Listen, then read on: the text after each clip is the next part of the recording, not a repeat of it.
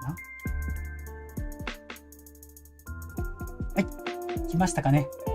皆さんお疲れ様です。時間になりましたので、今日も始めさせていただきます。ドロです。よろしくお願いします。皆さんお疲れ様です。またどっか音が鳴ってる。時間になりましたので、今日も始めさせていただきます。すいません、またどっかで音が鳴ってます。よろしくお願いします。これだ。皆さんお疲れ様です。またどっか音が鳴ってる。OK。すいません。勝手にしてますけども、はい。もういつも音探しから始めさせていただいてます。あ、しめじさんどうもお疲れ様です。よろしくお願いします。もういつもきっちりあれですね、来ましたね。あ、なんかあれですね。ポストプライムで見たら今日も藤井聡太が何かありました？音声正常になりました。本当ありがとうございます。はい。電源関係は音声はあれにしました。なるべく干渉しないように AC 電源を避けていきました。まあでもブツブツなるかもしれないですけどね。あ、そうですよね。王将戦3連勝。この間先週日曜日なんか2勝って言ってましたよね。そうそうそう。これなんか見たときに、あ、やってるわと思って。あ、どうもお花さん、どうもこんばんは。よろしくお願いします。はい、お願いします。はい。久々ちょっと時間が夜あったので、ポストプライムの方ちゃちゃっと見させてもらいました。はい。はい。ではですね、早速なんです。今日、最初きっかけとして、僕は週末家庭教師とかやって、どうしても週末だと、戸井田さんどうも、こんばんは。よろしくお願いします。お疲れ様です。またなんていうかな、週末がどうも高校数学に頭がシフトしがちっていうか、たくさん教えているので、今日ね、一個ね、ちょっとトレードにも感じるものがちょっとあったので、こちらの方をね、最初にお話ししようかなと思っています。あ、今日はあれですよ、世界株とか、中国、香港とかになりますんでね、特集はそんなにないですけども、それ、紹介するだけで結構、時間が経っちゃうのでね、はい、お願いします。こちらの、まず、皆さん知ってますかね？この、10進法、2進法、16進法って言って、コンピューターなんかで使われる2進法。10進法っていうのはね、1、2、3、4、5、6、7、8、9、10っていう形で、進んでいくんですよね。はい。で、2進法っていうのは、0と1を使って、2がないので、2になると繰り上がるよ、みたいな法則がありますと。ありますよね。はい。あ、そちらで、喋ってくださいね。はい。あ、TikTok の、ありがとうございます。あ、そうですか。はい。すいません。株式トレーダーです。よろしくお願いします。はい。で、この16進法っていうのが意外に知られてないというか、10がなくて、1、2、3、4、5、6、7、8、9、10。あ、どうも、東雲さんもお疲れ様です。いや、あれ、東雲さんも夜勤とか、ほら、朝5時から男じゃなかったです。今週、違ったっけ？僕ちょっと日勤と夜勤がまたいつも分かってないんですけど。はい。酒のネタに。そうか、しめじいさんがなんか、あれ日曜日か何かは、お酒を飲む日か何かって書いてませんでしたっけ？もしかしたら今日なんかはお酒を飲みながら僕の話を聞いてるのかなとかと思ったりして、おつまみとか何かね、あればまた教えてくださいね。最近俺こっちでライブで食べなくなりましたけどね。はい。すごい。あ、でも夏時間だったら困ったな。夏時間だったらどうしましょうね。相場が10時半に始まるので、ほんとぎっきりだもんな。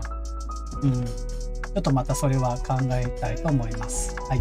で、また16進法っていうことで、これは1、2、3、4、5、6、7、8、9と A、B、C、D、E、F という形で、16になった時に位が上がるという、これちょっと珍しいんですけど、で、これ、なんか方式っていうか、例えば10進法から2進法に変えたりとか、2進法から10進法に変えたりするときに、掛け算使ったり割り算使ったりね、するんですよ。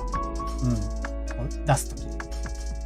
ああ、そうですね。週1回アルコールで、飲んでますね、もうやっちゃってくださいね。いや、俺がこの声で酒のつまみになるか絶対わかんないですけどね。そうなんですね。私はそうなソフト屋さんなんですね。実際にね、使ってるんですね。はいはいはい。よかったです。これ、僕が言いたかったことっていうのは何かっていうと、これ、高校生の時は、多分ね、高校生の時あんまやらなかったんですよ。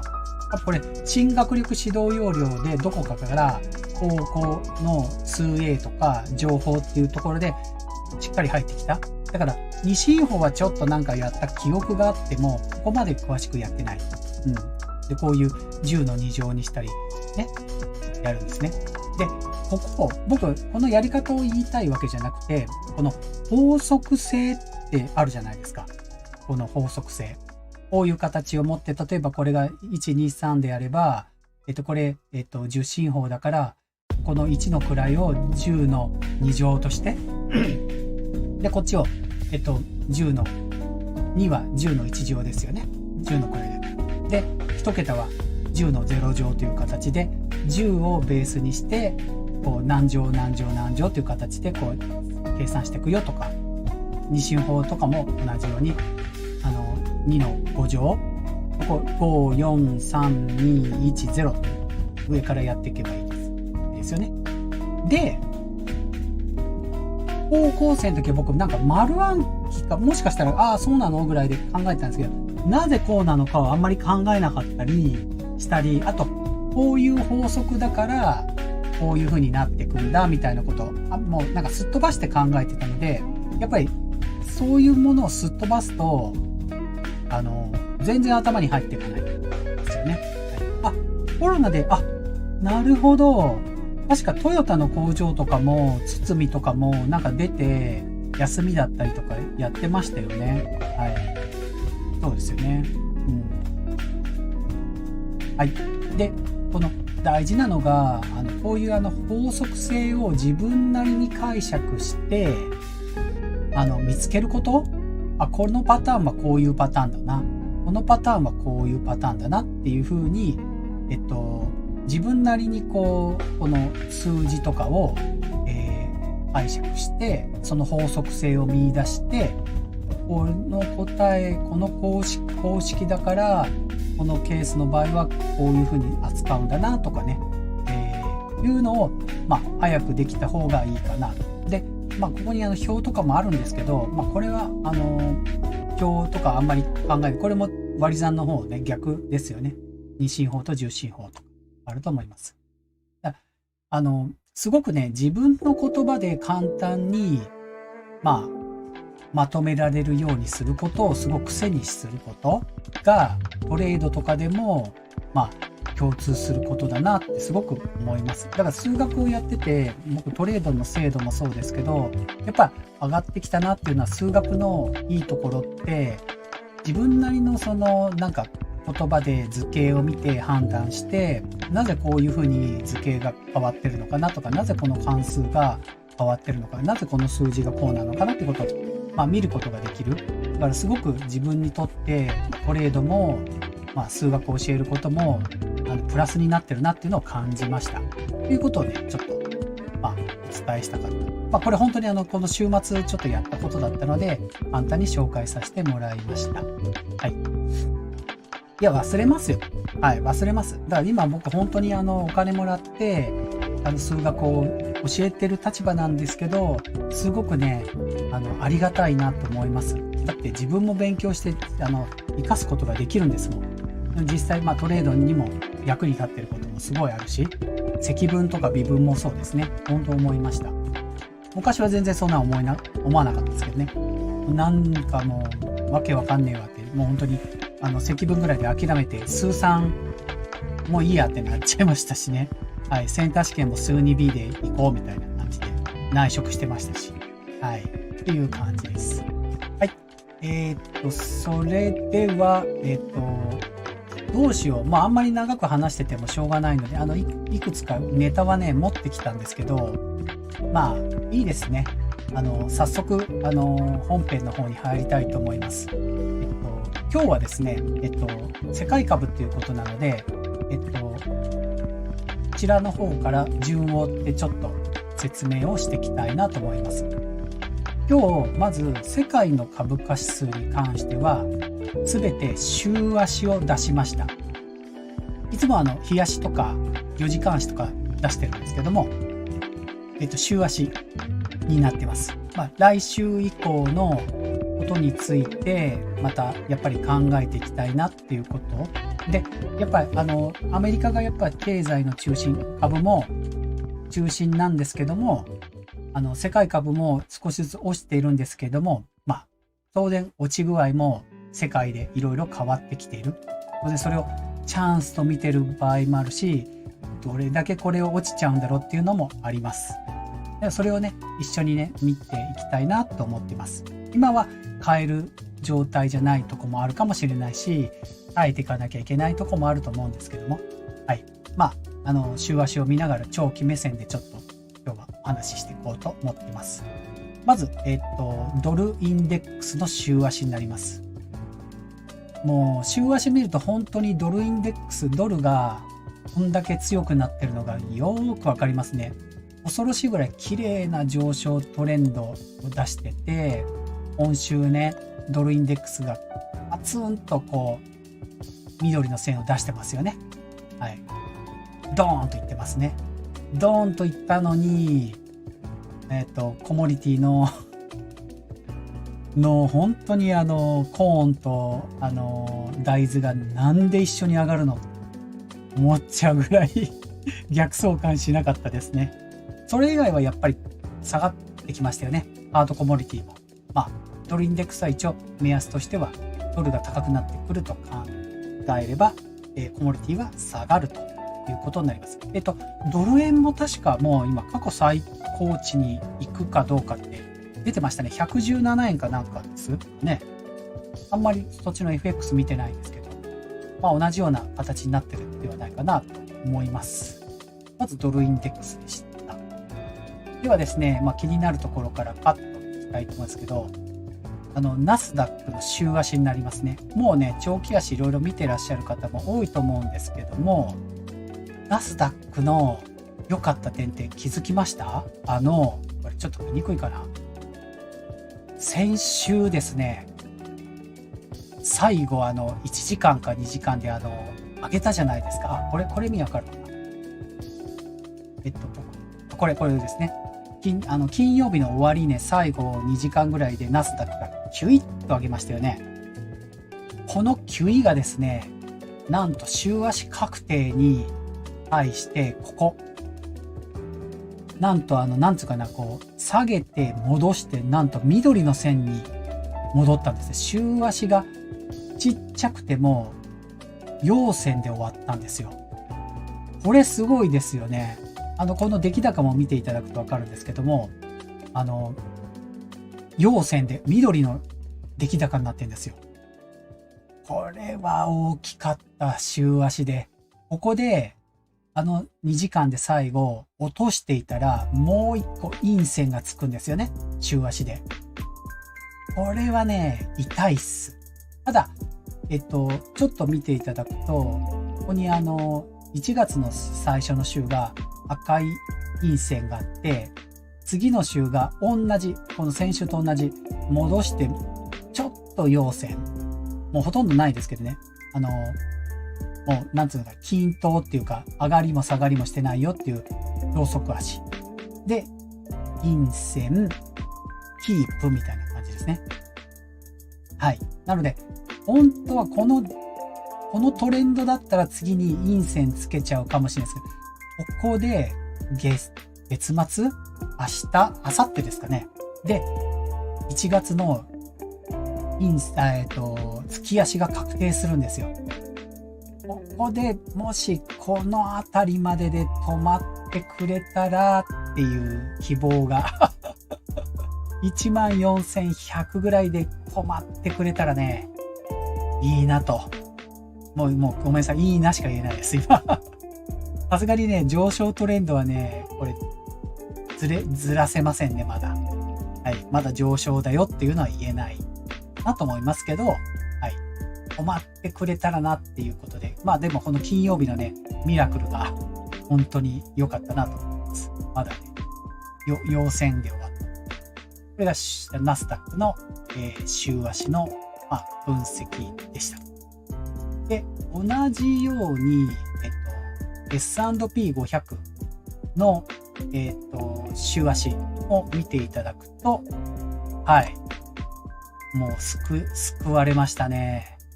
最後、ドーンと戻したので、陽線で確定しました。ここの1月からね、陰線、よかったって感じです。で、このラインが4400、僕は4361をここポイントにしてますけど、本当はみんなが見てる S&P500 の悲観しない、ところとしてはですね、今でもやっぱいろんなところでみんな言ってますよね。今年はダメだとか言うじゃないですか。いや、ダメかもしれないですけど、それ1ヶ月ごととか、1週間ごとにちゃんと値動きを見れば、そんな先のことね、言うんじゃないってちょっと思いましたよ。はい。なんか、言ってる方とかがいると、何がそういうふうに言い切るんだって思ったりしますね。偉い人も言いますけど。1週間ごとにこうやって見ればいいじゃないですかね。週足で。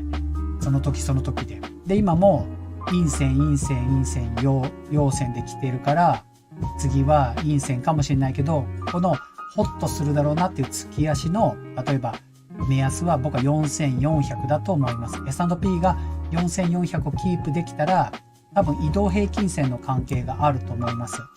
今ちょっと週足で移動平均線出してませんけども、日足とかの200日移動平均線って多分みんなポイントにしてるとこがあって、そこが、4400っていうとこがもし行けば、サポートになったりするんですね。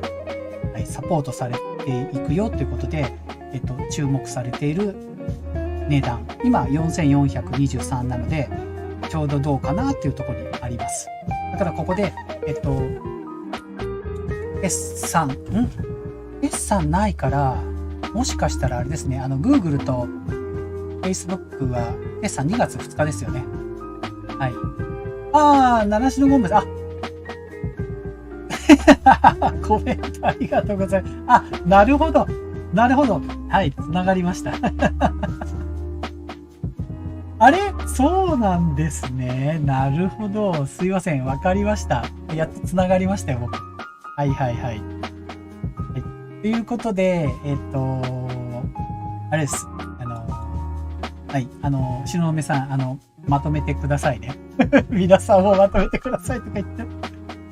もっとなんか、ポストプライムの方とか、こう、なんか楽しく、ね、まったり夜こうやって喋ったりとか、投資の話って、なんか、前言いましたっけ昔、ちょっと脱線してまたいけないですけど、本当は、こういう、ところじゃなくって、なんて、投資、そうですね。はい。わかりました。僕、南州コンベさんわかりましたよ。はい。なんか僕は、と思って、イデコのことを言ってるから、と思って。そっか。ていうか、若いですね。もうほんと50過ぎのじじいなので、はい。すいません。じじいは年金に向かってレッツゴーでございますね。はい。で、何話したっけ？そう。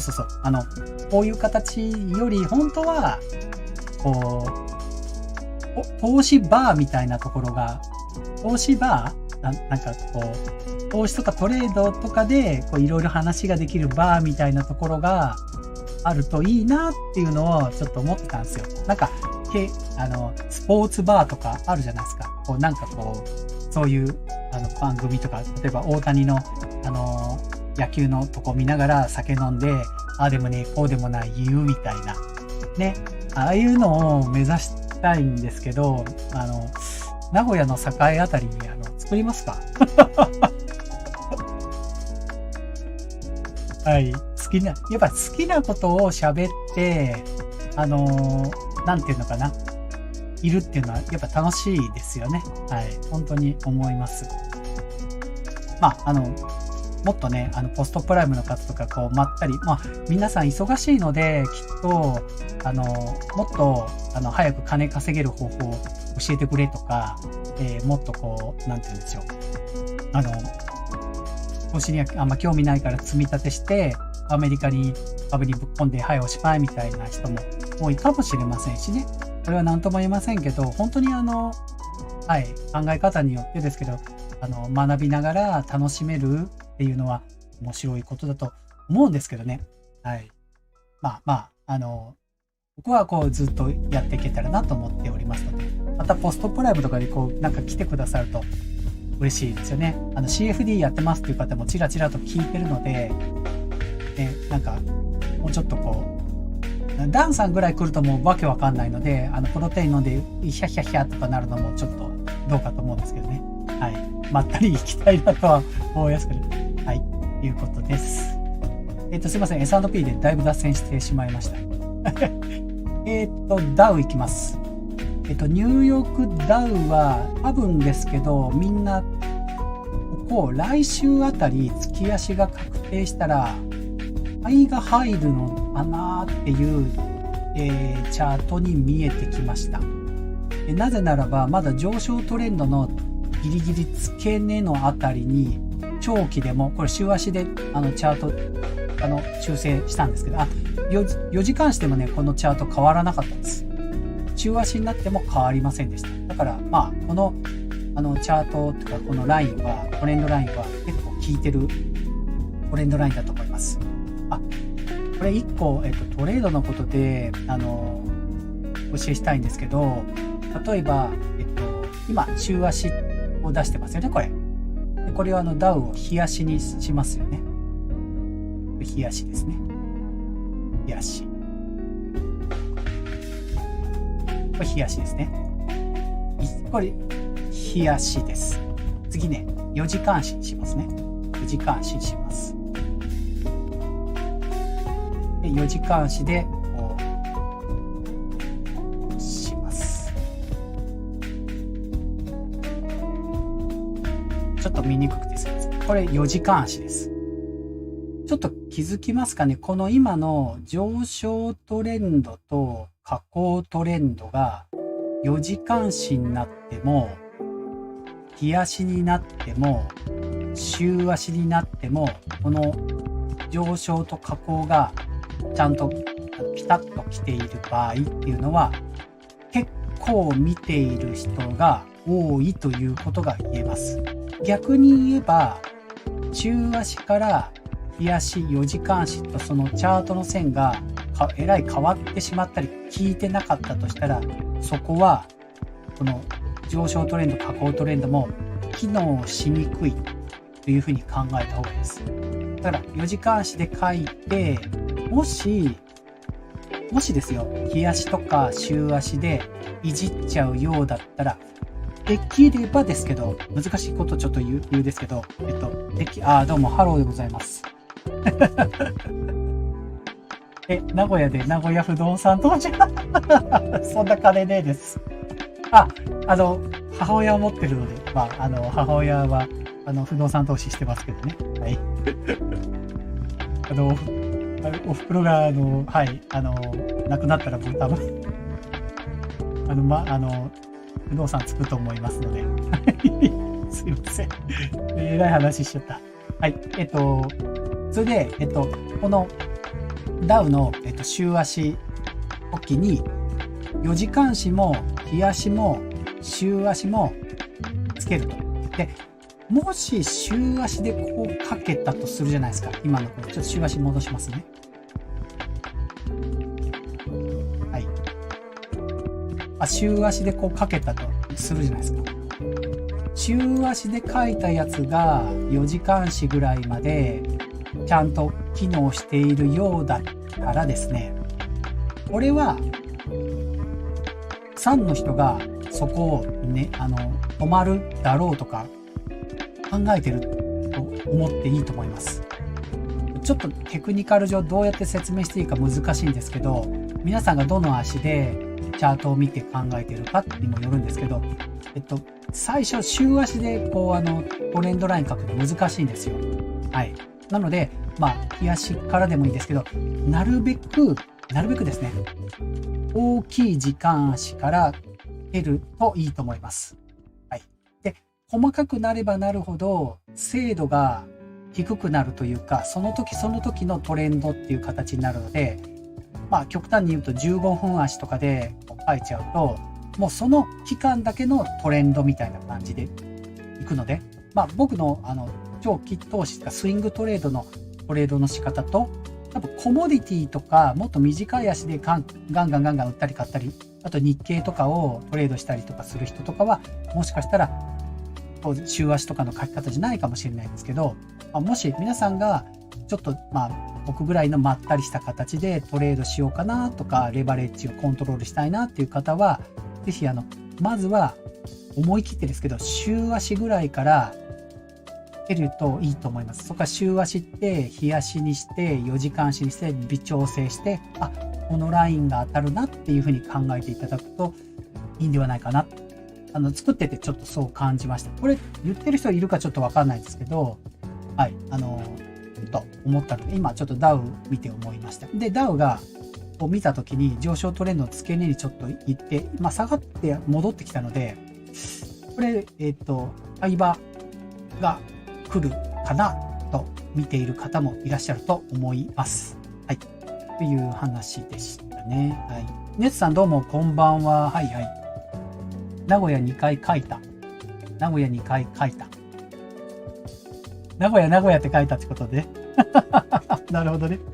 はいはい。バーを開くんなら、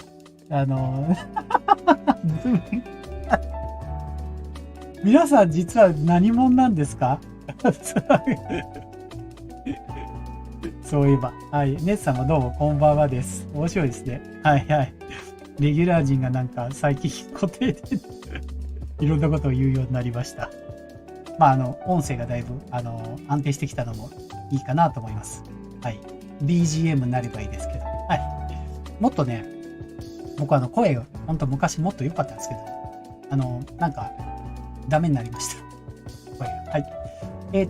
進みますよ。もう、日経いきます。なんか、あれ分かりました？キシリ人？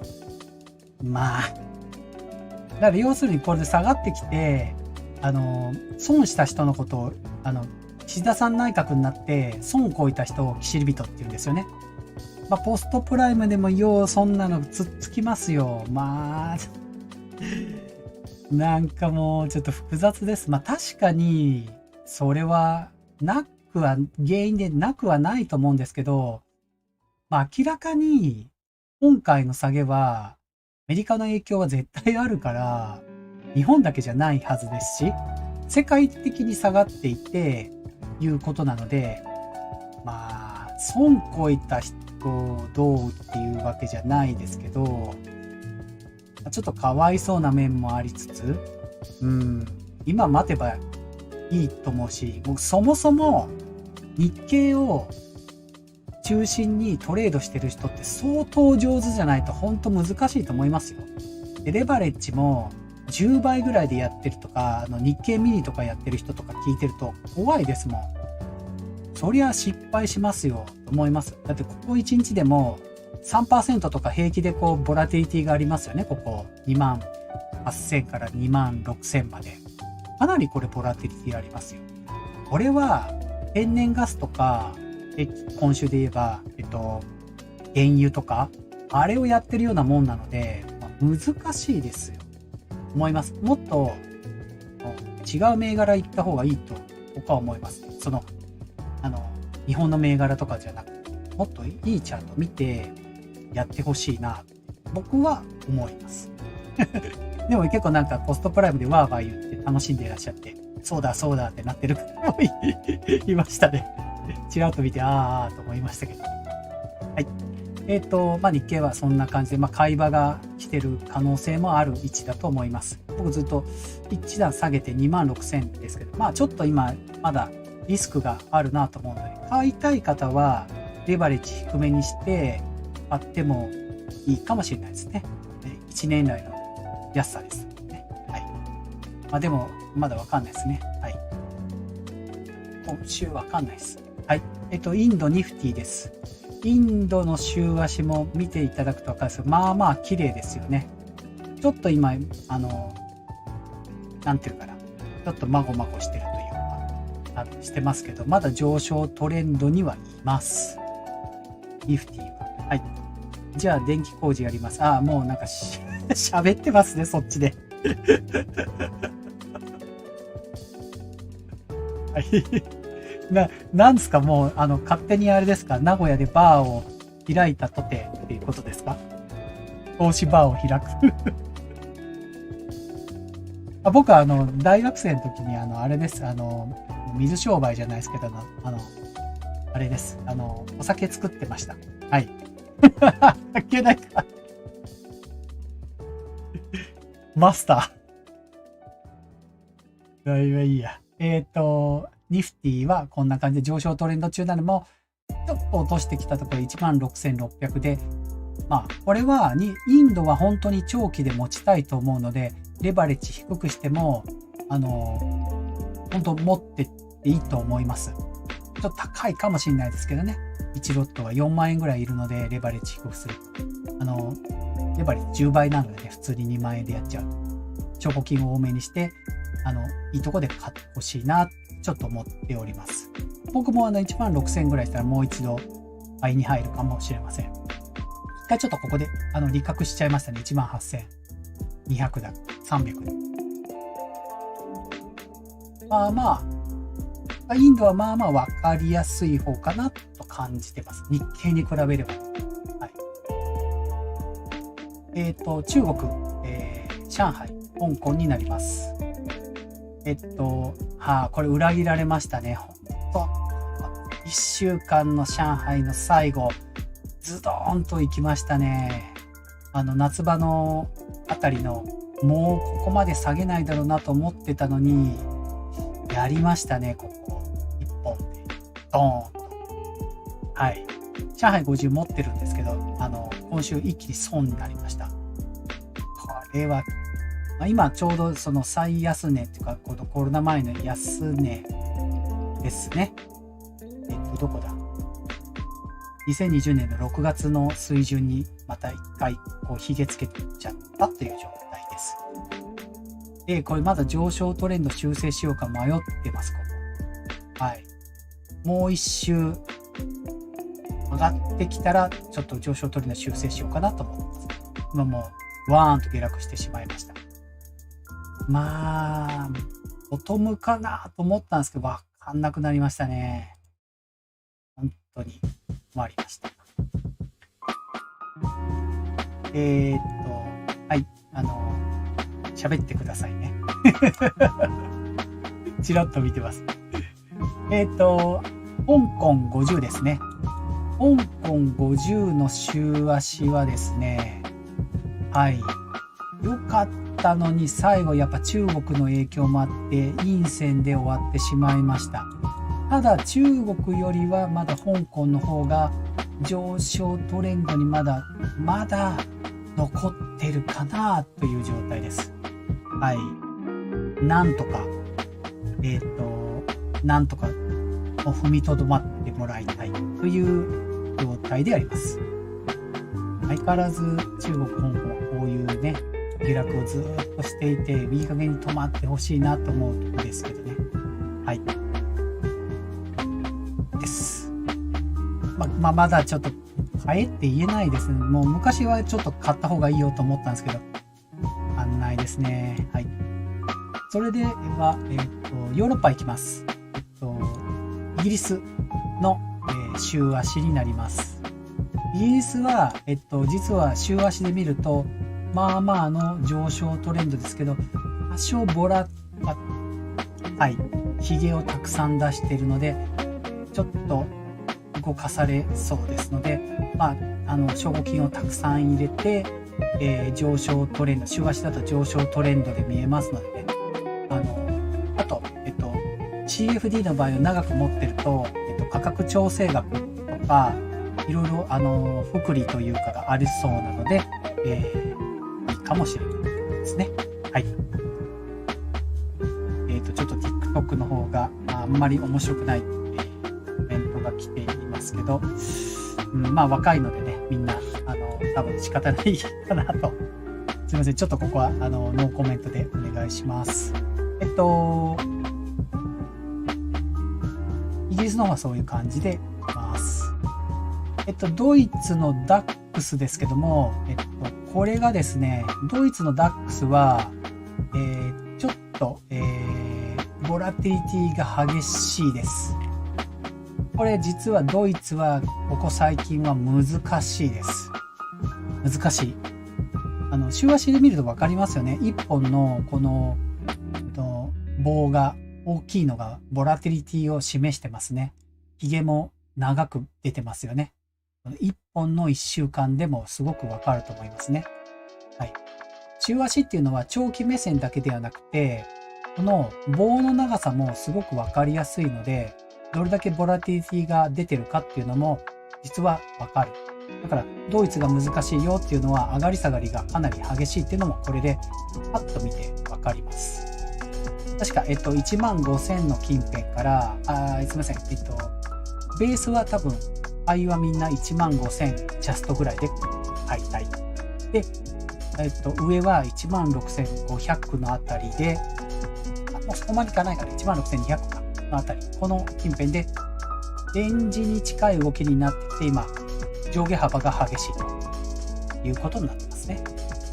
ちょっとほんと難しい状態だと思います。イギリスより難しいと思います。次ですね、ユーロですね。ユーロの方はですね、ドイツと似てます。ですが、ちょっとどうですかね。はい。ちょっとボラティリティが高いかなっていう感じですけどね。でも、はい。ドイツよりは若干上昇トレンドに見えております。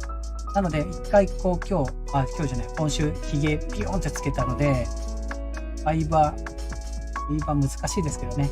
はい。まだユーロの方が上昇していくトレンドにいるかなっていう感じです。はい。それからですね、ちょっと思ったことが、この隣の米国の10年国債なんですけども、これ、IG 証券の商品でありますよね。僕やってないですけど、これ、もう、10年国債って上がっていきそうじゃないです？もう完全に。チャート見るだけでも、上昇トレンドですよね、きっかり。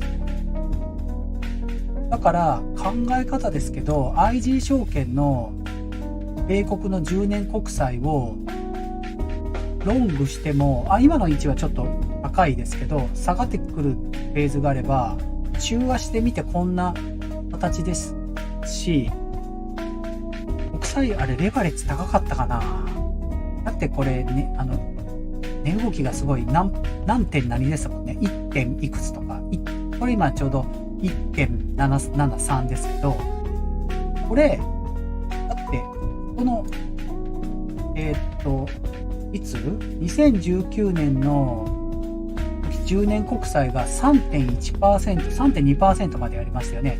そこからずっと落として、コロナの時には、10年国債を 0.6 まで落としたんですね。で、今やっと利上げもあって、こう、1.773 まで持ってきたんですよね。今ちょうどここ、コロナ前の水準に戻した形。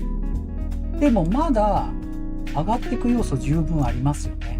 だから僕ちょっと IG 証券で試しに10年国債下がってきたところで買おうか迷ってました。はい。ちょっと IG 証券やってる方は参考にね、10年国債やってみてもどうかなっていうのは思いましたね。はい。それ、10年国債じゃなく利回りじゃないですか。パーセンテージ、これ、利回りのパーセンテージですかね、これ。これ10年国債じゃなく利回りなのか、これ。本当だ。10年国債利回りって書いてあります。ごめんなさいね。パーセンテージでしたね、これ。10年国債利回り。はい。だから数字がちょっと違いますね、これ。はい。でした。ごめんなさい。1.773 という数字が。そうですね。ですね。なので、チャートがね、どうしよう。IG 証券の今、ちょっと出すの大変か。10年国債のとこ見てもいいのかなっていうのは思いましたね。はい。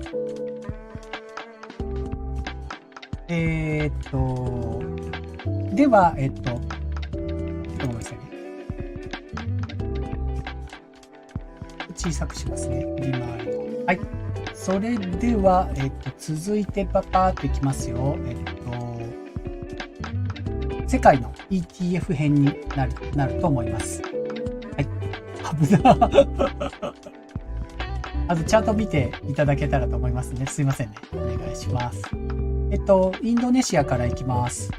インドネシアは、もうここのまま説明簡単にいきますね。まだ下がってきません。高止まりしている状態であります。僕はもうちょっとしたら下がってくるまで待ちたいと思います。インドネシア。タイですね。こちらのタイは、前も言ったようにもう買い場がやってきてるのではないかと思います。下げ止まってます。今ここのダブルのところから、ダブルボトムのところから下げ止まって、ちょっと下がってきたらチャンスかもしれません。タイは今まだ暴落はしておりません。はい。いいですかね。タイは一つおすすめのところ、だと思っております。配当 3.1%。変わったかな。上がりました。3.2% になりました。です。じゃあ続いていきます。ベトナムはトーンと落としてしまいました。落として戻しました。急に。なのでちょっと、まだ。でも、ベトナムは買いたい人は、ちょっとこれ、週足ですけど、今回ETF も週足に1回しましたのでね、はい、長い目で見れるように、週足で、解説をしています。普段また、月末以外は、この世界の ETF も日足に戻しますので、お願いします。ベトナムの方は週足、先週パーンと落として、おって戻しました。もしかするとベトナム買いたい人はちょっと値動き見ていいとこかもしれません。ちょうど今僕は、19.52、19.6 今になってるので、ちょうど今いい位置かもしれないですね。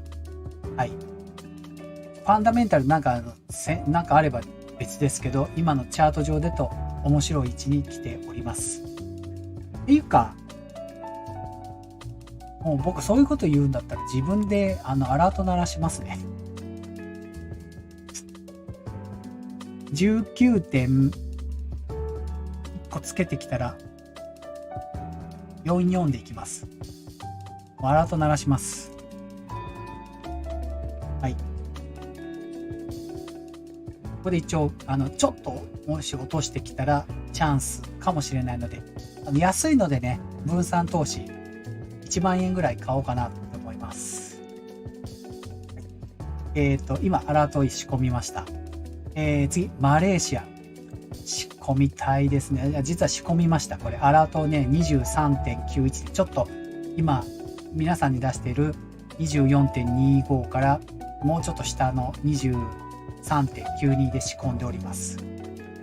理由は簡単です。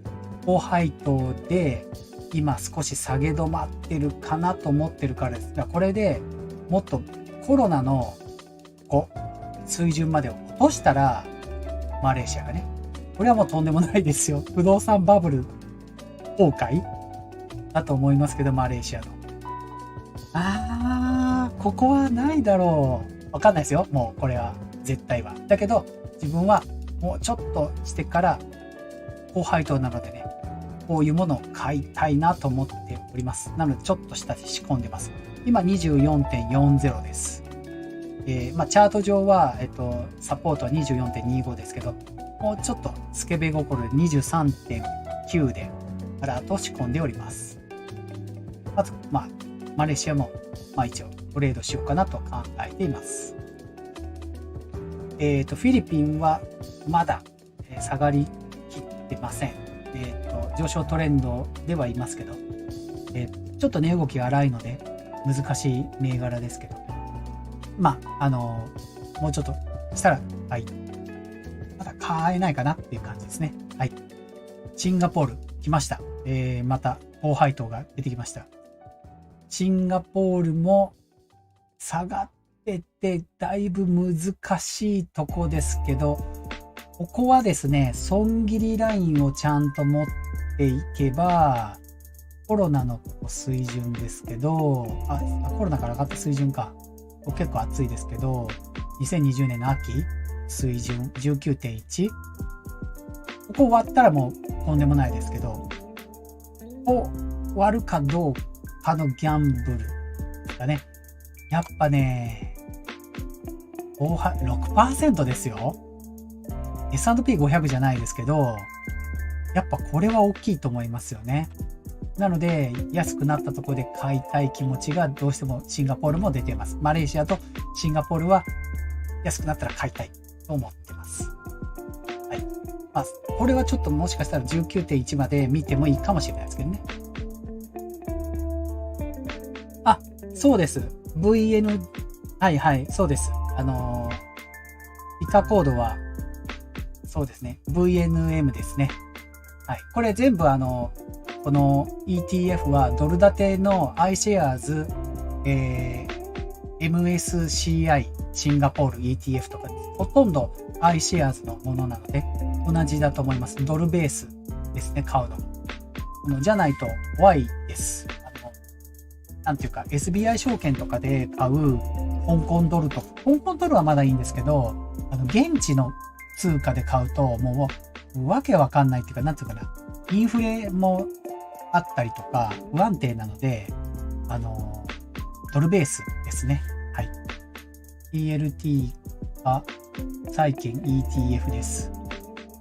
それは何ですか？あれです。買いたいやつかなんかですかね。TLT ってあれ、金融、TLT で金融系の ETF かなんかでしたよね。あれ違ったっけ？あれ、X なんとかだったっけ？ちょっとごめんなさいね。せっかくなので書いてくださったので、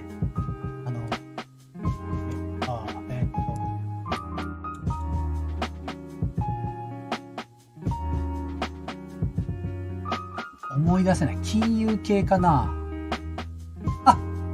さっきの利回りチャートが TLT ってことね。20年プラスですね。そうなんだ。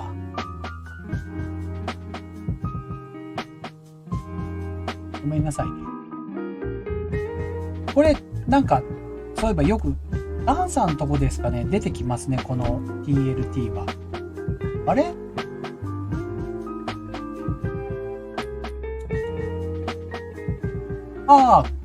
これか。これが、なんだ、IG 証券の商品銘柄になっているやつかな？債券 ETF は。こっちを見てったらいいのかな？ちょっとこれ、見てみていいですか？なるほど。ちょっとこれ、今 TLT 急遽出しましたけど、せっかくなのでちょっと週足で出していいです？これ週足チャートです。TLT の。ちょっと書きますね。せっかくなので。なるほど。思ったほど上がってないですね。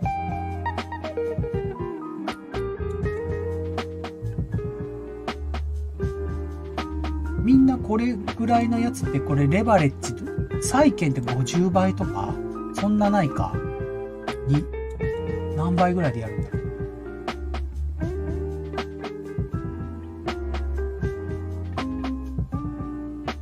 上昇トレンド分かりやすいですね。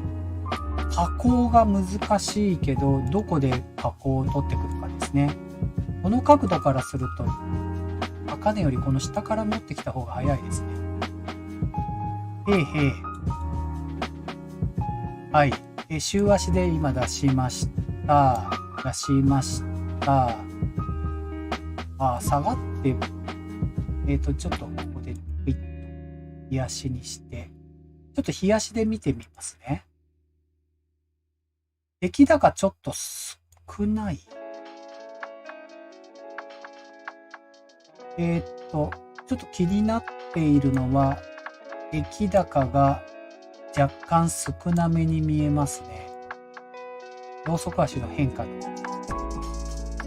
修正。はい。なるほど。完全にいいサポートラインがありましたね。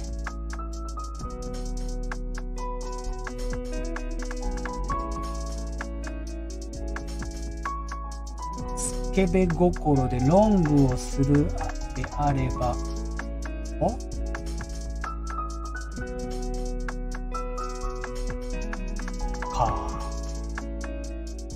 リスクリワードを書いてみます。これリスクリワードもあれですね。どのレバレッジぐらいをかけるかにもよるかと思いますけど、いいトレードですね。はい。即興ですいませんね。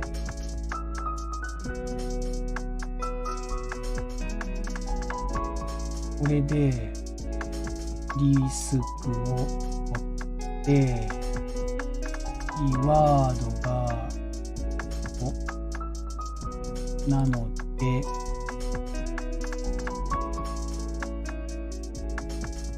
はい。ちょっとターゲット低めですけど、入れてきますね。ここ書いときますか。せっかくなので。米国20年。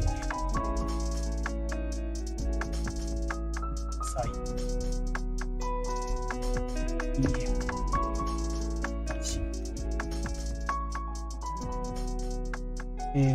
はい。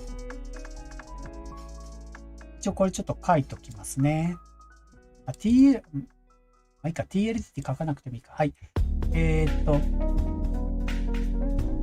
配当利回り 1.55 なので、ちょっとごめんなさい。配当は高配当ではないので、1.55% ですね。今は、もうちょっとつけたら面白いですね。じゃあですね、ちょっと数値だけ簡単に書かせてくださいね。139.75。なるほど。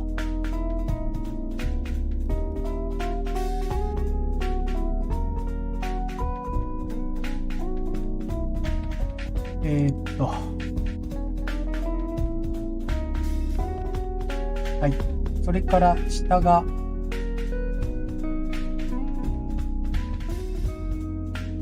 ちょっとごめんなさい。喋りもなっちゃった。いいですよね、別に。下が、損切りラインが、ちょっと狭いですけど、132.69。赤くなっちゃった。お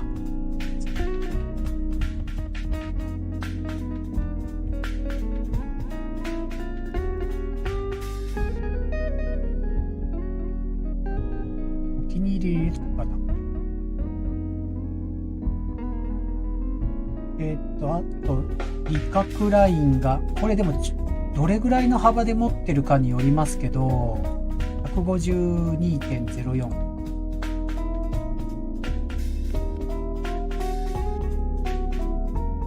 期間としてどれぐらい持つかによりますけど、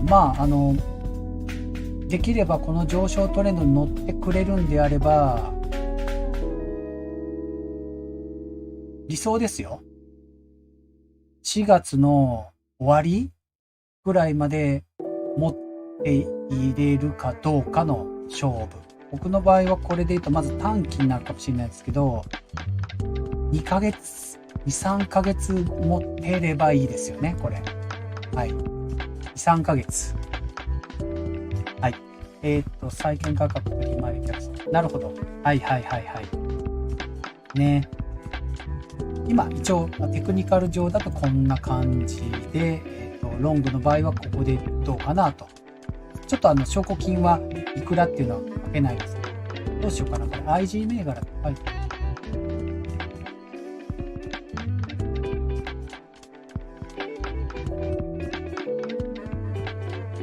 はい。これにしといて、IG 銘柄か。つける。まずこうしときますね。で、お気に入りにちょっと入れます。TLT は、どこに入れようかな。米国株。でもこれ ETF だもんな。ETF に入れるか。そうですね。これからちょっと、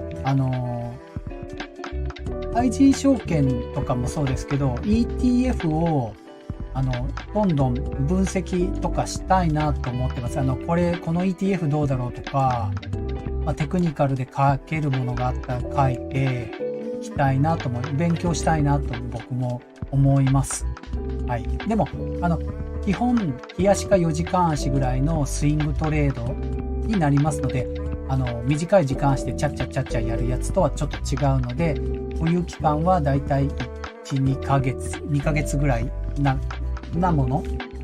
本当はですね、ちゃんと上昇トレンドに乗れば持ってたいですよ。1年とかでも。ただ、IG 証券は僕もっと勉強しなきゃですけど、オーバーナイトがどれだけかかるかによるので、はい。ADT 日本で買える感じですか？あ、そうですね。はい。IG 証券って、あれ？どうなんです？わかんないですけど。はい。IG 証券とかの ETF、これ出るかな？今。だいぶ脱線しますけど、ちょっと待ってね。ログインして。今日インターネット調子どうかな？いいかな？出るかな？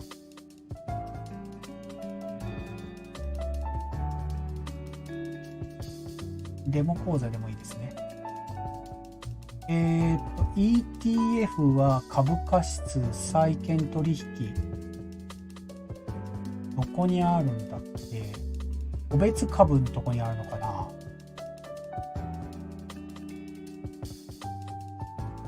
どこにあるんですかね？これかな？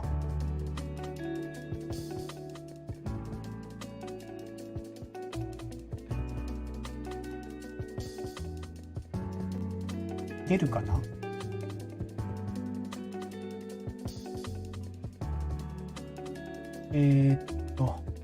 あ、ETF ありました、ありました。めっちゃありますよね。はい。めっちゃあります。この ETF が。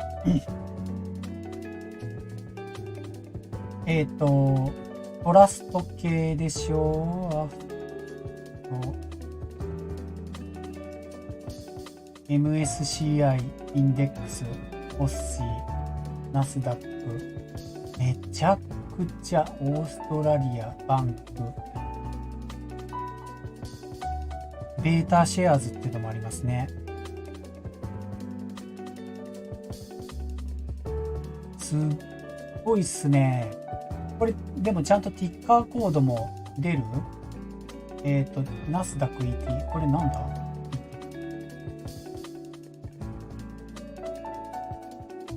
ティッカーコードはこれ出ないんか。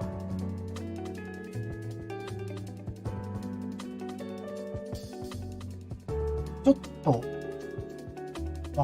何の銘柄かわからないときに調べられるものが、皆さんどうやって買ってんだろう。どうなんですかね。これ、こういうので見て、人気順とか書いてあるな。アルファベット順でいきますか。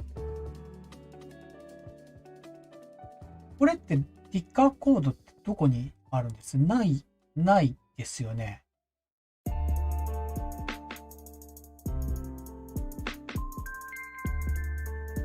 ないですよね。このもうあれかな、あれで見るのかな。この例えばトラストなんとか書いてあったら PCC とかって見るのかな。わかんないぞこれ。AWF とか。このなんか大文字の頭文字を取ってティッカーコードで入ればパッパッとわかるんですかね、これ。はい。探しきれないだけかもです。本当です。ちょっとごめんなさいね。僕もこれどうやって探していいかもわかんない。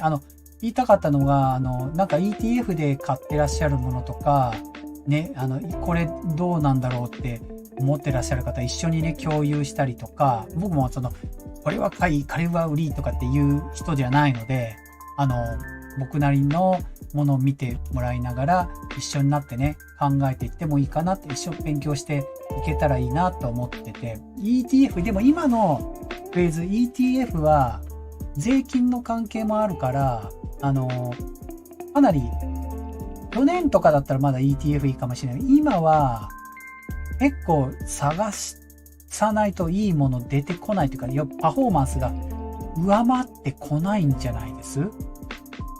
まあ、例えば結果論で言うんですけど、農業商品の、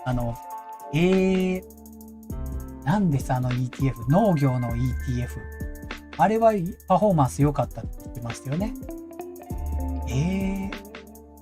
あるかな？ちょっと、ピッカーコード出てきません。なんか AGE だか、AG 違うやつか。はい、とかね。はい。なので、またちょっと、僕もちょっと人気の ETF っていう形で調べてもいきたいと思ってたので、ちょうど。また教えてくださいね。これどうとか。はい。最近僕 ETF こっちの方全然、見なくて、ダンさんがたまに言っていることで、そうかと思ったりとかしているぐらいだったので、はい。お願いします。じゃあこれちょっと消しますよ。これ違うとこ消えて。はい。じゃあ話の続きをいきたいと思うんですけど、今何時 ?3 時間、1時間経ったか。頑張るか。はい。ある程度までしたら、本当今日終わりますので。はい。どこまで行ったっけ？シンガポールまで行ったんだな。はい。シンガポール買いたいですって、高配当買いたいですって言いました。で、次ですね。で、韓国と台湾ですね。これはですね、ついに僕韓国下がりすぎちゃって、日経と似てますけど、リスクリワードが非表示になりました。先週ズドーンと落としてしまって、もうちょっと上昇トレンドが書けんくなったので、もうダメになっちゃいました。僕持ってるんですよ。もう、先週ショックでしたね。もう、半導体の関係もあったんだろうし、もうこれはちょっとどうしようかなって。損切りしようか今本当にちょっと考えてます。来週、どうかな。持ってる金額が少ないのであれですけど、分散してるので、ちょっといかんですね。はい。すいません。台湾が、半導体やっぱちょっと、台湾セミコンダクター良かったのに、今回煽り受けましたね、半導体の。陰線で行きましたね。上昇トレンドからちょっと、かすって落としてます。戻ってくる気はするんですけど、まだ長期で見れば十分な上昇トレンドにいるので、はい。ですけど、まあ下落トレンドに差し掛かって、まあまだはちょっとここ揉み合う気はしますけどね。はい。と思ってます。台湾も持ってます。利確せずに持ち続けている状態ですね。台湾はちょっと好きだっていうのもあって、ちょっとバイアスかかってるかもしれないですけど。はい。ですね。トルコ、イタリア。ちょっとトルコも、僕、ボラティリティ高すぎて無理です。すいません、もう、トルコダメです。トルコリラもダメですので、配当高いですけど、ちょっと遠慮しています。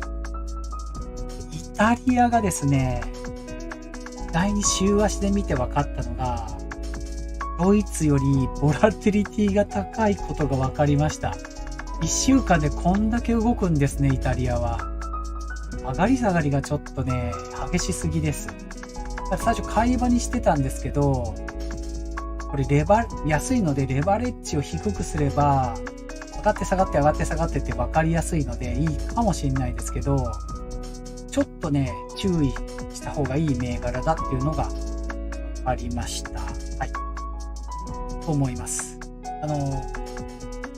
安く、レバレッジ高く買うと、1日でパッとなんか下落して吹っ飛ぶ可能性も出てきてるので、ちょっとイタリアは、証拠金たくさん入れてやるなら、やられた方がいいなと思いました。はい。週足で見ることも、ボラトリティもわかりますね、パッと。はい。スイスとオランダです。スイスは、すいません、ついに落ちまくっちゃって、リスクリワードをちょっと一回やめました。今回チャートが書けないんじゃなくて、スイスは、リスクとリワードがもう損切りラインがすごい近くって、今の位置が。で、利確のラインがちょっと見出せなかったので、ただ、トレードするには今まだ数値があんまり出てきてないから、リスクリワード非表示になってるということです。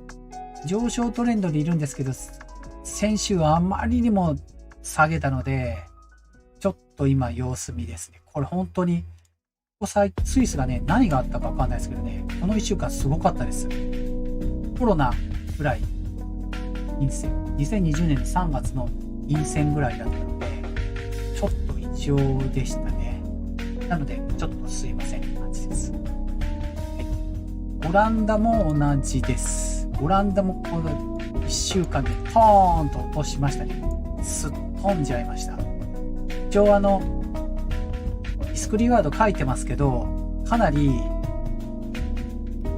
これをね、安いところで見るかどうか、ほんと微妙です。はい。ただ、今の位置が 45.08 で、オランダが、サポート、この 42.63 のこの近辺、43からこの辺り結構サポートされているので、ここで揉み合えば、買い場かもしれないなっていう感じなので、今ちょっとこの先週ターンと落としてるので、様子見ですね。ボトムにもなってない状態です。はい。だから先週はやっぱりアメリカのボラティリティと同じように、世界でも至るとこでこう、ポーンと落としてるとこもあるよっていうことを言いたかったですね。多少落ち方変わってますけど、スイスとオランダはもろそうでした。ベルギーですね。ベルギーは僕ちょっと見方が変わりました。意外に落としたんですけど、そこまで落とさなかったです。はい。なんかいいニュースがあったのかわからないんですけど。はい。配当もまあまあいいので、もしかしたらここ揉み合えば、サポートがこの 20.9 のあたり厚いのですごい。いい買い場が来る可能性が出てきたと思います。はい、ベルギーはそんな感じで見てます。これでバーンと落としたらですけど、ちょっと気になるのは週足でまだ200日の平均線がむにょーっと下に黄色くここにあるのは気になりますけど、まだ平均線より随分上にいるっていうことですね。週足の200日ってあんまり機能するかどうかわかんないですけど、日足の200とか4時間の200は割とみんな見てますけど。はい、ベルギーでした。スウェーデンですね。スウェーデンは買いたい。なんかフォロワーさんでちょっとこの辺りで買って損切りに合いそうだっていうことをちょっと言ってて、これ1週間、2週間で、これもナスダックと一緒で奇跡ですね。最後、ギュッと上げて、この水準から、陽線で引けました。これはちょっと面白かったですけど、でも、まあこの2、3週間で、バーッと落としたので、もう一回あれば。僕実はこれアラート鳴らしてます。39.94 でここで来たら買いたいなと思いますので、本当はこの間まあ買おうかなと思ったんですけど、アメリカの暴落の何かかんかで全然ここ見れてなくてアラート鳴ってたんですけど、まあ、結論としては結果買わずに下がっていっちゃったんですけどね。はい。配当が 5.6 なので、ここも一応一つの候補ではあります。値動き見ておきたいなと思います。今本当に世界株でも、配当が高いものに関して下がり止まってるかもしれないなと思ってるのは買いたいなといくつか思っている次第です。はい。あとちょっとですね。南アフリカはコロナから勝手に開けてるのか勝手に上がって今ちょっと下がってますけど V 字回復してる感じのチャートになってます。ここだけちょっと変わってます。上昇トレンドです。南アフリカ。はい。今下がってもそんな下がってません。変わってるチャートでした。面白いですね。なんか、アメリカの株のコストコとか、コーラとか、ああいう銘柄に見えてきました。南アフリカが。はい。ブラジルです。もう、8.9% ですよ、この配当。本当どうなってんですかね。しかもこれ、先週僕アラート鳴らしたんですけど、上がっちゃった。ブラジルがキュイーンと上がっちゃったので、まだ、待ってます。はい、待ってます。1週間でも、2週間でも待ってます。という状態。まあ、上昇トレンドかどうかちょっとまだわからないです。どちらかというとまだ下落トレンドの方が確率は高いので、トレンド転換してくるかどうかっていう位置を見ていきたいなと思います。ブラジルは。はいです。こんなボベスパ買いたいっていう人いるのかな。あくまでチャート上で話してますけど。はい。チリとメキシコ。これちょっとパスですね。まだチリも上がってますけど、ちょっと様子見です。メキシコはトーンと落としてますけど、上昇トレンドにいるけど、このメキシコを買うよりは、次のカナダをおすすめしたいですね。やっぱカナダが、アメリカと近い、S&P500 と近い値動きをしてると思います。はい。週足の上昇トレンドいると思いますので、カナダは、まあ、ちょっと配当が 1.91 で、ちょっと少ないっていうか、まあ、1.91 なんて別に悪くはないですけど、配当目当てっていう形ではないですけど、値動きで、まあまあ、いい形の、僕多分上昇トレンドが好きなんですね、きっと。こういう。多分好みかもしれない。人によってはなんかこう、ほら、モメンタム投資じゃなくて、下がってきたところでそこだと思って買うって言ってる人もね、まあそういうのも香港とかもそう思ってましたけど、やっぱり傾向としてはこういう形のものを好むんですね。きっと。だからすいません、皆さんとちょっともしかしたらトレード方法違うかもしれないですけど、一応、カナダはそういう意味でお勧めしたいなって思っております。アラートも鳴らしております。35.7。世界株の最後ですけども、オーストラリアです。ついにオーストラリアが、これってなんかやっぱトンガの噴火とかあったんです。もうめちゃくちゃ下がってて、もうサポートされてないとこまでストーンと落としちゃったので、オーストラリアがわけわかんなくなっちゃいました。この1週間で。はい。チャートもだから書けず、リスクリワード非表示になってしまいました。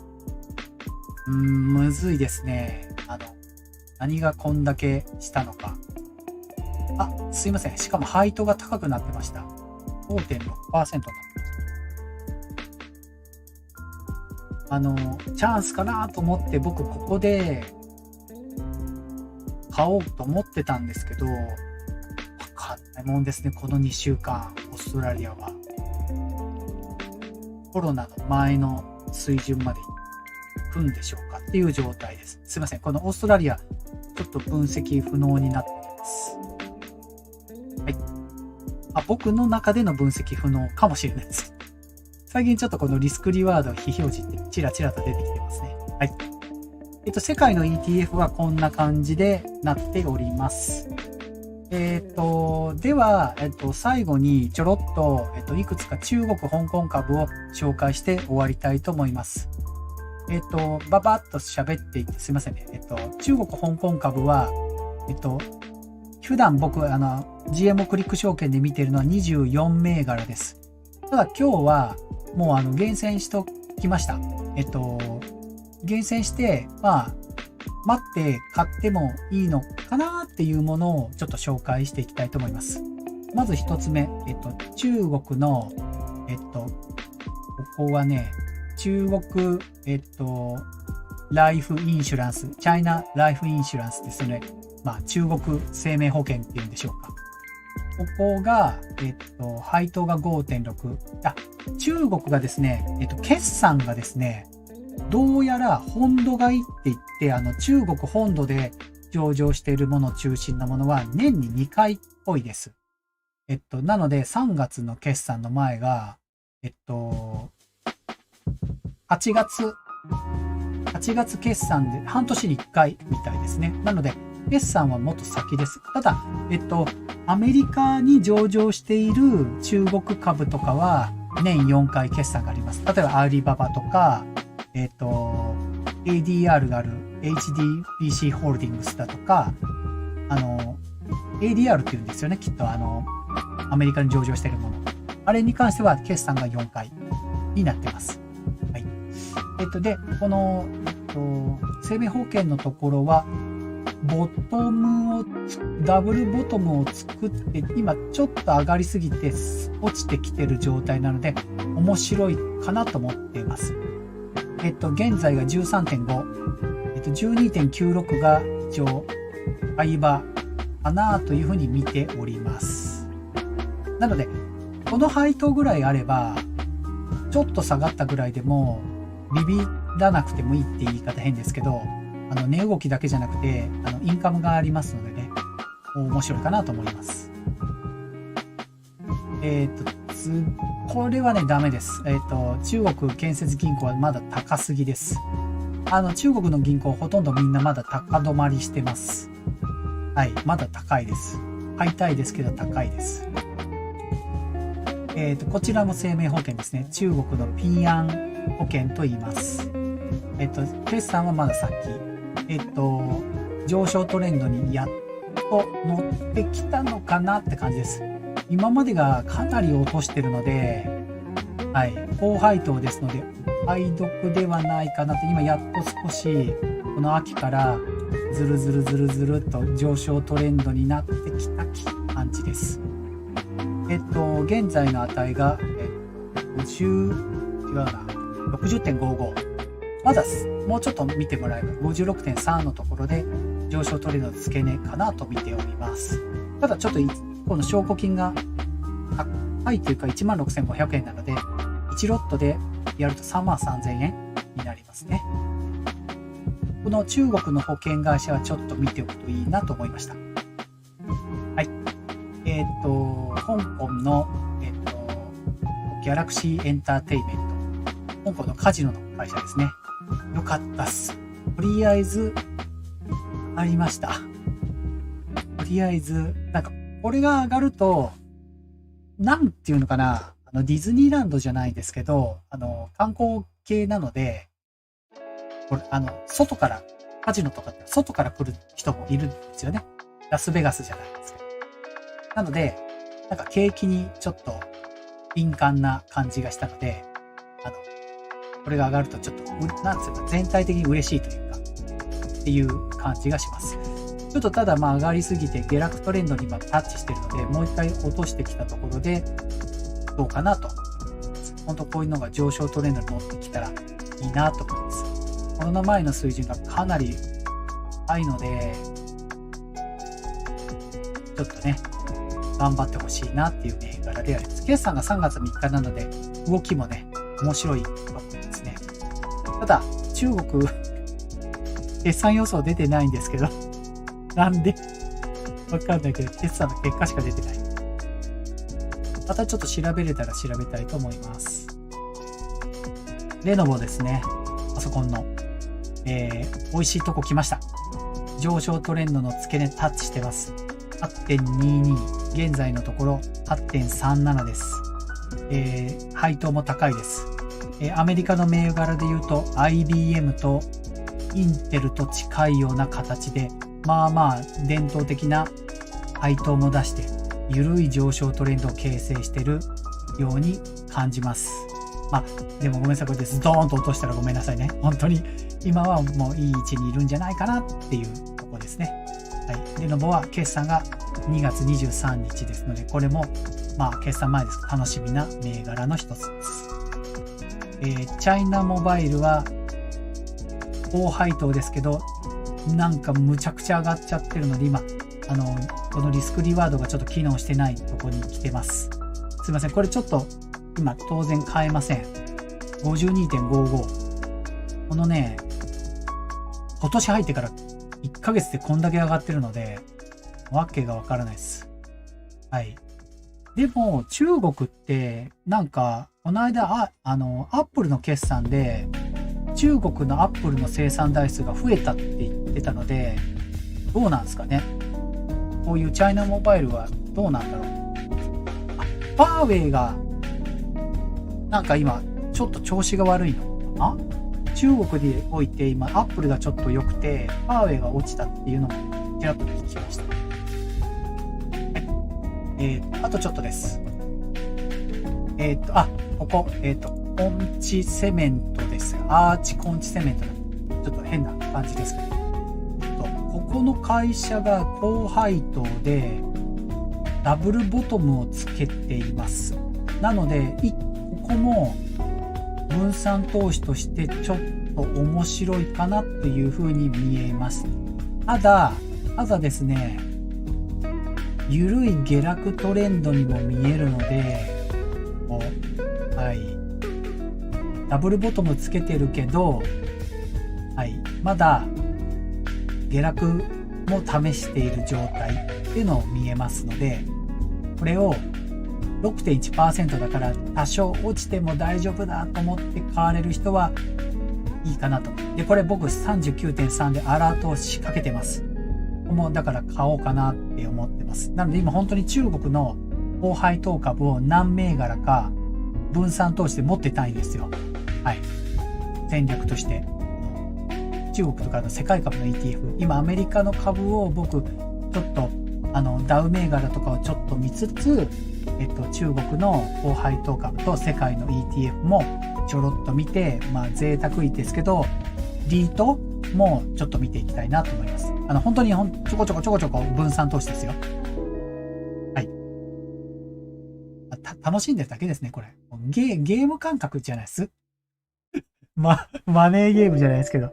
はい。1万円を50銘柄入れてみようみたいな。中国の恒大環境。ここはまだ上昇トレンドにいますけど、もうちょっと下がってきたら面白いとは思います。よく頑張って、俺が言うの変ですけど、よく頑張ってますね。綺麗な。ちょっとまあドラがありますけど。あれ？配当が、すいません。これ上がってましたね。6.2 になってる。高いですね、ここの配当も。中国は面白いですね。6.2% ですよ、ここも。はい。いや、どうしようかな。急にスケベ心が。ですね。ちょっとアラートだけ仕掛けますね。そんないっぱい買えないし。あ、決算これいつ？ごめんなさい。決算書いてなかったっす。3月15日でした。ちょっと書きますね。すいません。延長しちゃって。もうすぐ終わりますね。決算。3月15日。これからこれをこうちゃんと入れておいて、皆さんにも見れるように、あ、そうなんだ。やっぱ変化が多いですからね、決算。決算で買うとかじゃなくて、決算で値動きが激しくなるから。中国、しかもこれ、ここも半年に1回ですね。半年に1回の決算なので、前回、8月の12日、ちょっと見ますね。ここですね。前回の決算で、前回の決算でこの恒大環境、ポーンと上がってますね、これ。これですね。この出来高。この青いところ、ちょっと細かくてすみません。これが前の決算ですね。ここを見て良かったみたいで、ここから、下がってたのですごい、パーンと一回上げて、ここから上昇していったというのが、前回の決算の動きです。という状態。これなんか中国の場合、これ次の予測がないんですよ。トレーディングビューで。ないのか、トレーディングビューは書いてないのかはちょっとわからないんですけど。すいません。という状態ですね。で、アラートをちょっとしますね。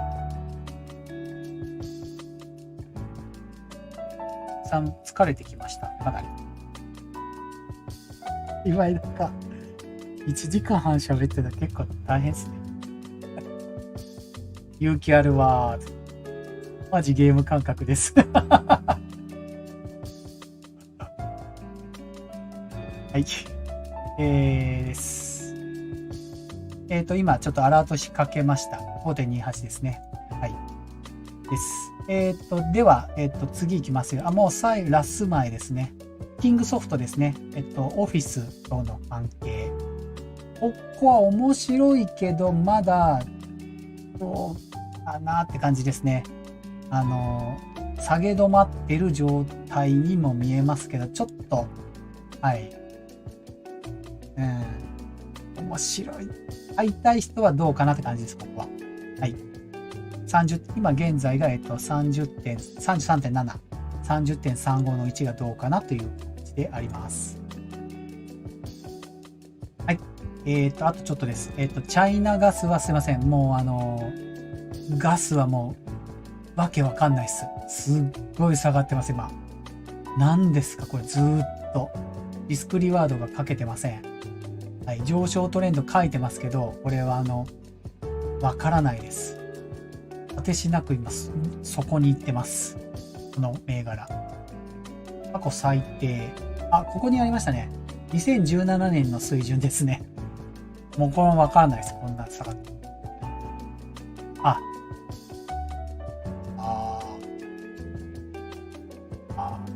トレード達者な方はチャイナガスショートしてたらもうずっと面白いかもしれないですね、これショートしてたらもう大儲けですね。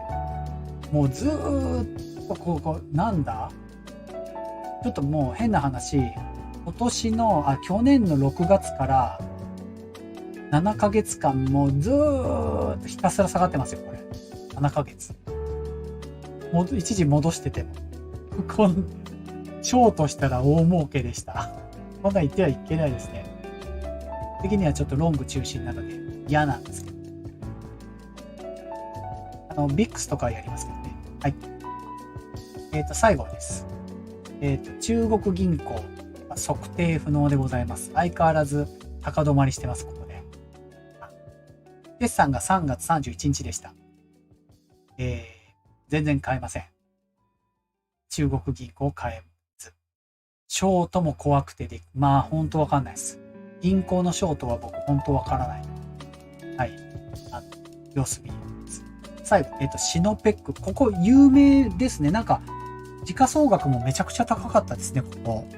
すごい大企業なんですね。中国の、石油会社ですかね。はい。ガスかななんか今回のロシアのウクライナの関係で、ガスの供給をヨーロッパに、シノペックが手を挙げたとかなんか言ってました。なので、それが影響してるのか、需給の関係かわかんないですけど、今、上昇トレンドからキュイーンと上がっちゃってます。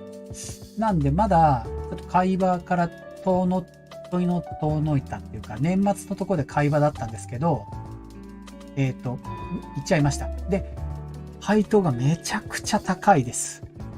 8.8 です。はい。面白いですね、これは。